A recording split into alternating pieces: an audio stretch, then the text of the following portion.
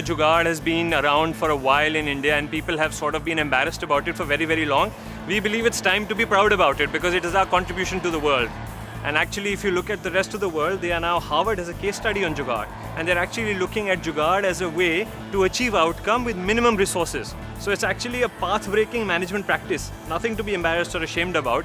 And Jugaad is used in almost all corporations. I mean, from Hero, which is a huge billion-dollar company, to, lots of companies use that as a way to get ahead rather than get caught in bureaucratic processes and systems that take ever. So that's a great, great thing in the book, and it's one of the most interesting chapters. India is a complex country, it's a land of opposites, and therefore product strategy, pricing strategy, distribution strategy, and so on and so forth has to be very carefully considered. Fortunately, there are more examples of success than failure. And I think that it is quite uncanny that those that have failed have not invested the time to seek proper partners, experienced partners, have not invested the time to recruit experienced CEOs who have on-the-ground experience in India. And those that have succeeded. And there are companies that go back 50, 60 years in India. So for example, you take Glaxo as a company that comes to my mind. It's as good as an Indian company. It succeeded. Hindustan Lever is really as good as an Indian company. It succeeded. And so on and so forth. So I think the important thing is to understand India and then find the strategic advantage of how you want to execute in India. And I think this book brings up that question, that there is a way to succeed. Guys, learn it. If you don't know it, learn it. If you can't learn it, take the right advice. And don't go head in first. The other important thing is, when I say the understanding of India, is that what is India? That's a question we have to ask. Are we looking at the elite only? Are we looking at the upper class? That's not where the market is. The market is in the middle class. The middle class is 250 million, 300 million, 400 million people.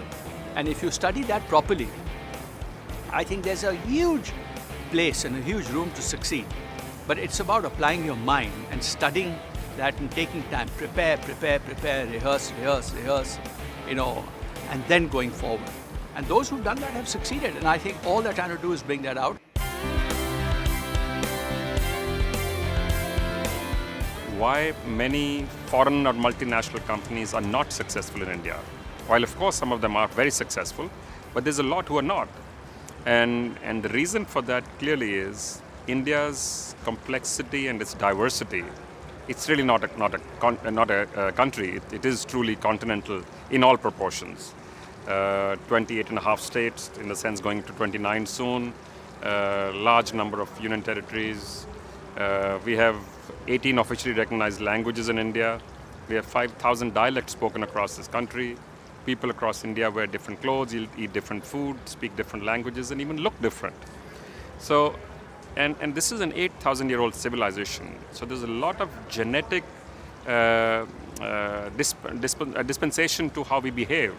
A lot of the stuff we do, even we don't understand why we behave in this manner. So for somebody to come in from the outside to try and understand this complexity is very, very difficult.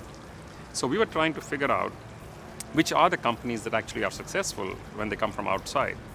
So we could only really figure out 2 or 3 types of companies. One is those companies which got good Indian partners, which allowed them to kind of manage this complex landscape. And the other were companies that learned to look, feel, and behave like Indian companies. Besides that, there really isn't a third type of foreign company that's actually been successful in India. And this I thought was something to think about, that it is obviously a lesson to learn for those companies who want to come in and take advantage of this market, which already has a substantial size, but is also showing potential for continuous growth at least over the next 3 to 4 decades.